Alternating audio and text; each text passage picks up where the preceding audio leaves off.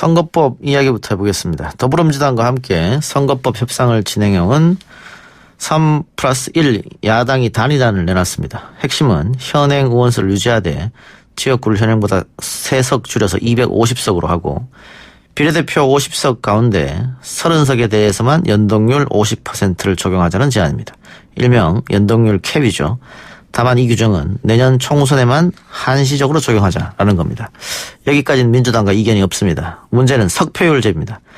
3+1 야당은 석패율제 도입을 민주당에 계속해서 요구하기로 했는데 단일안을 받아든 민주당은 어제 의총을 열고 논의 끝에 석패율제는 재고해달라는 역제안이었습니다. 거부가 아닌 재고라는 표현을 쓴 걸 보면 협상의 여지는 남겨진 걸로 해석되는데요. 공은 다시 소수야당으로 넘어간 상황입니다. 정의당 입장 들어보겠습니다. 이정미 전 대표 연결합니다. 의원님. 네, 안녕하세요. 예. 자, 민주당이 석패율제는 재고해달라고 말했습니다. 이 재고의 의미는 어떻게 받아들여야 할까요? 방금 앵커님께서 이제 공이 3+1로 다시 넘어왔다고 말씀을 하셨는데요. 예. 그 공은 지금 민주당이 아직 있습니다. 아직 있다. 예. 네, 뭐냐면 아까 얘기했던 3+1이 합의했다는 30석에만 연동률을 계산하는 캡. 예. 석패율을 12석에서 6석으로 줄이는 안은요. 예. 지난주 금요일 날 민주당이 제안했던 안을 전격적으로 3+1이 받은 것입니다. 예. 그 당시에 그 정의당을 뺀 나머지 정당들과 민주당이 앉아서 이 안을 합의를 했고, 예. 월요일 날 정의당이 이제는 검찰개혁 사법 정치개혁과 관련해서 더 이상 시간을 끌면 안 되겠다. 그러니까 예. 민주당이 낸 안을 전격적으로 수용하는 방향으로 이 문제를 마무리를 지어야 되겠다 생각을 해서 바른미래당과 민주평화당이 민주당이 제안한 안을 다 받읍시다. 이렇게 해서 그쪽에다 말씀을 드린 거거든요. 예. 그런데 갑자기 그 금요일 날 입장이 바뀌어서 석패율제는 좀 안 되겠다. 이중등록제를 해달라. 이렇게 얘기가 다시 넘어온 것입니다. 그러니까 예. 재고를 해야 될 부분은 민주당이 원래 자신들의 안을 3+1이 굉장히 큰 결단을 갖고 받았으니 이제는 그 마지막 열쇠는 더불어민주당이 풀어야 예. 되는 그런 상황이라고 봐야죠. 근데 민주당 의총에서 굉장히 강성 발언도 나왔고 더 이상 협상하지 말자 이런 얘기도 나왔다고 하거든요. 물론 민주당이 약속을 뒤엎은 건 사실입니다만은 민주당이 저렇게 나왔을 때 실질적으로 3+1 안이 안 받아들일 가능성이 굉장히 높아지지 않습니까? 그 대비책이 있어야 할 것 같은데요. 예, 사실 더 이상 협상을 하지 말자 이거는 20대 국회 마지막 개혁의 책임을 집권정당이 다 포기하는 것과 마찬가지인 결과가 나오게 됩니다. 예. 지난 선거제도 개혁 관련해서 정의당이 단식도 했고 또 패스트트랙도 이끌었고 굉장히 어렵게 여기까지 끌고 왔고 근데 예. 이 모든 일들은 문재인 대통령과 집권정당의 핵심 공약사항이었습니다. 예. 그런데 지금 이것이 현실화되는 어떤 딱 길목에 서자마자 여러 가지 이해관계가 작동되면서 집권정당 안에서 아예 포기하자라는 얘기까지 나왔다는 것은 저로서는 이해할 수가 없는 일이고요. 예. 집권정당답게 좀 더 책임성 있게 이 문제들을 어떻게 풀어나갈지 사실 이것을 다른 작은 정당들을 설득해가면서 끌어안는 어떤 역할을 해야 되는 위치에 서 있는 것이 지금 더불어민주당입니다. 예. 국민들 보기에는 다 이제 정당들이 다 자기 밥그릇 때문에 저렇게 치고받고 싸우는 것처럼 보이고 너무 이제는 지겹다 이런 얘기까지 나오고 있는 판이기 예. 때문에 너무 작은 이해득실에 연연하지 말고 지금 정의당은 사실 모든 걸 다 내려놓고 협상에 들어갔습니다. 우리 것을 어떤 것도 고집하지 말자. 예. 이렇게 하고 협상에 들어갔고 결국은 바른미래당이나 민주평화당과 함께 합의안을 만들어야지 사실 또 본회의에서 통과가 될 수 있지 않습니까? 예.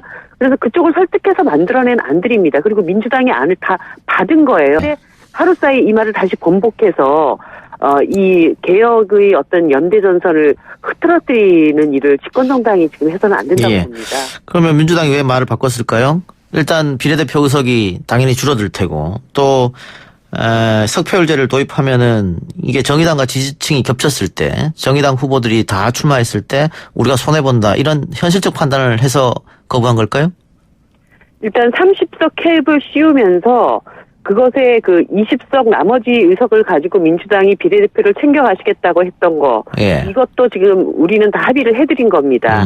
그래서 비례대표 의석도 일정하게 집권정당 목만큼 가져가실 수 있게 지금 되어 있고요. 예. 석패율 제도는 2015년 문재인 당시 그 새정치민주연합 대표도 예. 연동형 비례제와 석패율제를 요구했고 노무현 대통령께서도 이것을 말씀하신 바가 있습니다. 예. 한마디로 석패율 제도의 역사는 민주당에서부터 시작이 된 겁니다. 그리고 예.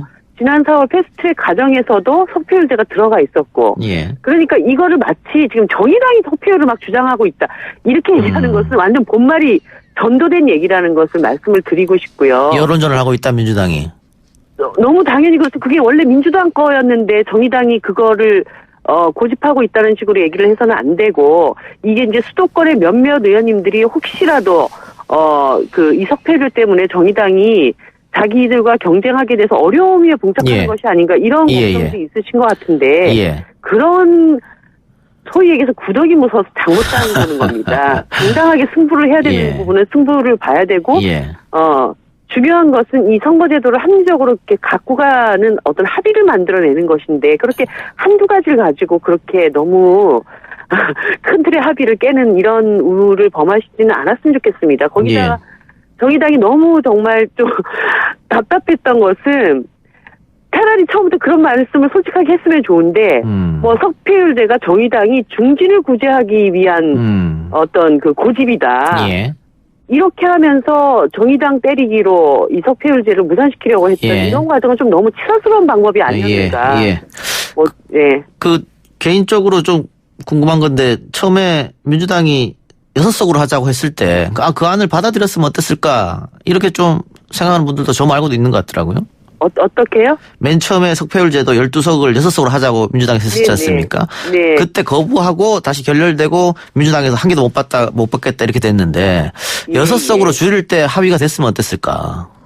그것이 이제 주말 사이에 있었던 일입니다. 그렇죠. 예. 사실 집권 정당이 이제까지 다 논의되었던 것을 한꺼번에 이렇게 바꿉시다라고 던질 때는 그것을 받는 정당들 안에서 내부적인 논의도 필요한 것이고 예. 과정이 있어야 되는 것입니다. 그런데 그 주말 딱 토요일, 일요일 지나서 월요일 날 우리가 그걸 받겠다고 했는데 갑자기 또 말을 바꾸니까 정말 정의당으로서는 난감하기 그지없는 일이죠. 제가 왜 여쭤봤냐면요. 그 일부 보도에 의하면 그 캡이라든가 석패율 제도는 민주당과 정의당이 교감을 이뤘는데 바른미래 민주평화 대한신당 쪽에서 틀기 때문에 어려워진다 이런 보도가 좀 있어서 한번 여쭤봤어요. 사실인지 아닌지. 정의당 입장에서는 마지막 그 월요일 날 협상을 들어갈 때 당 내부에서 이렇게 얘기를 했습니다. 우리 거는 고집하지 말자. 예. 다 내려놓고 합의될 수 있는 공통 분모를 찾는 것에 우리가 지렛대 역할을 하자. 이렇게 들어갔고 결국은 30석 캡은 바른미래당 민주평화당을 설득을 한 겁니다. 예. 그거 받으시다라고 설득을 했고 그리고 그 석패율제 관련해서는 또 강하게 주장하는 정당들이 있기 때문에 그러면 12석이었지만 6석까지 줄이는 거는 받으시다. 이렇게 설득을 해서 큰 틀에서 합의를 할 수 있도록 저희들이 조정을 해낸 결과입니다. 그게. 그러니까 정의당 입장에서는 여기서 더는 양보가 없다. 아니 더불어민주당이 다른 정당들을 어느 정도 수준에서 양보를 하고 합의를 만들어낼지 그것도 이제 민주당이 책임을 지셔야 된다는 거죠. 저희가 민주평화당이나 바른미래당의 여러 의견들을 조정해내는 역할까지 해서 민주당 원안까지 합의를 시켜놨는데 이걸 민주당이 또 트셨기 때문에 그러면 이 안이 관철될 수 있도록 설득하는 작업들이나 합의점들은 그쪽에서 만드실 수밖에 없다는 말씀 드리는 겁니다. 예. 근데 이런 얘기도 있더라고요. 민주당이 저렇게 합의했던 걸 뒤집고 하는 게 자유한국당과 마지막 협상을 위해서 그러는 건 아니냐. 근데 만약에 그렇게 될 경우에 거대 정당이 협의해버리면은 뭐 지금까지 논의됐던 선거법이 다 물거품 될 수 있는 거거든요. 만약에 그런 것을 염두에 두고 있다면 예. 더불어민주당이 완전히 헛다리를 짚으시는 거죠. 지금 한교안 대표의 리더십은 장애투쟁에서 되는 것입니다. 예.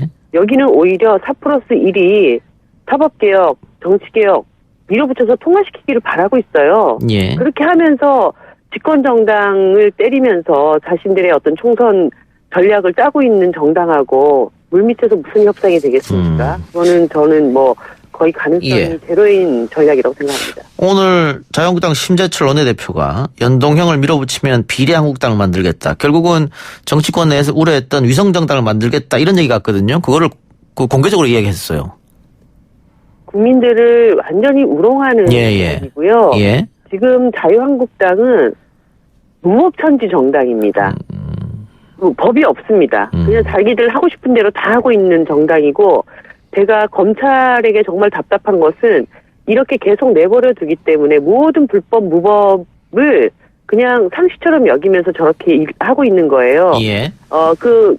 비례 위성정당이라고 하는 그런 발상도 예. 국민들을 너무나 우롱하는 예. 어떤 공적인 정당으로서는 생각할 수 없는 그런 이야기들을 부끄러움 하나 없이 저렇게 얘기를 하고 있는 것입니다. 저는 그 부분은 국민들이 분명하게 심판하실 예. 거라고 봅니다. 정말 그렇게 만들더라도 그거는 총선 때 국민들이 알아서 판단하실 거다 이 말씀이네요. 네, 저는 자유한국당이 생각하는 그런 결과를 얻기는 예. 거의 어렵다고 봅니다. 예. 우리 국민들이 이제 그럴 수준은 아닙니다. 예. 민주당이 끝까지 석패율제를 못 받겠다. 그때는 어떻게 하시겠습니까? 방법론이 좀 필요할 것 같은데. 절대라고 하는 예. 그런 기준선을 두면 어떤 것도 불가능하다고 봅니다. 정치 예. 영역 안에서는. 지금 자유한국당이 절대 얘기하면서 정치를 망가뜨리고 있는데요. 나머지 정당들은 그래서는 안 된다고 보고 빠른 시일 안에 다시 대화의 장을 열고 어디만큼 서로가 양보할 수 있는지에 대해서 내 것을 하나도 내놓지 않겠다고 했을 때는 협상이 이루어지지 않는 것입니다. 예. 정의당이 결국은 그래서 연동형 비례대표제의 취지를 살리자고 이때까지 끌고 왔지만 그 비례성과 대표성이 좀 약화된다 하더라도 한 발이라도 나간다면 예. 30캡도 받을 수 있다 이렇게 결정을 했던 것이기 때문에 예. 여러 가지 수를 놓고 머리 맞대야 되고 더불어민주당이 이제는 집권 정당인 만큼 조금 더 책임을 지시는 어떤 태도를 보이셨으면 합니다. 알겠습니다. 오늘 이인영 원내대표가 민생경제법안처를 위한 원포인트 본회의를 열자고 했는데 정의당 입장은 어떻습니까? 저는 정말 걱정이 이러다가 노딜, 즉 아무런 개혁도 이루어지지 않을까 봐 걱정입니다. 이게 지금 예. 정의당하고 민주당만 있는 국회가 아닙니다. 그리고 과반 의석을 확보하는 문제는 정의당과 민주당 이외에도 더 많은 정치 세력들을 끌어안는 그 과정이 필요합니다. 예. 그것은 기존에 자유한국당을 뺀 나머지 정당들의 합의를 민주당이 존중해 가면서 이것을 실현시켜 나가는 어떤 정치적인 전략이 잘 예. 작성돼야 된다는 말씀을 꼭 드리고 싶습니다. 지금 의원님 노딜 말씀하셨습니다만은 민주당 입장에서는 지금 이 제도, 현재 제도로 그냥 가는 게 훨씬 유리하거든요. 그렇기 때문에 정의당에서 어쨌든 우리 안을 받을 수밖에 없을 것이다. 이런 정치적 의도가 있지 않겠나 그런 생각도 들어요. 그러니까 제가 계속 말씀드리는 것은 정치개혁도 마찬가지지만 사법개혁도 과반 의석을 확보를 하고 본회의에 들어가야 됩니다. 예. 그러면 정의당만 설득해가지고 정의당만 압박해가지고 이런 일이 되지 않는다라는 그렇죠. 것을 민주당이 아셔야 된다는 얘기를 제가 계속 드리는 겁니다. 그때도 4+1이 필요하죠. 예, 정의당도 그런 과반의 개혁 전선을 어떻게 만들 것인가 이 고심으로 여기까지 온 것이라는 말씀을 다시 드립니다. 예. 아까 황교안 대표 얘기 잠깐 했습니다만 자유한국당 황교안 대표식의 정치, 투쟁의 정치라고 할까요? 계속 삭발, 단식, 장애투쟁. 이번에는 그 태극기 부대를 국회 안까지 불러들였는데 이런 정치 방식에 대해서 어떻게 보십니까? 사실 지금 자유한국당이 본인들의 어떤 지지세보다 너무 과대대표되고 있습니다. 이 국회 안에서. 그렇기 때문에 반성을 할 줄을 모릅니다. 예. 자신들이 아직도 상당한 위력을 갖고 있는 정당이라고 하는 그리고 이 전체 국회판을 흔들 수 있을 만한 그런 지분을 갖고 있다라고 하는 것 때문에 이런 일들이 계속 벌어지고 있는 것인데요. 예. 21대 총선에서 이것을 바로잡기 위해서라도 이 개혁안들이 반드시 통과돼야 된다는 점을 깊이 인식하고 나가야 된다고 봅니다. 예. 비례성을 위해서라도 연동형 제도는 넣어야 된다. 알겠습니다. 네. 의원님 오늘 인터뷰 감사합니다. 네, 감사합니다. 예. 지금까지 정의당 이정미 전 대표였습니다.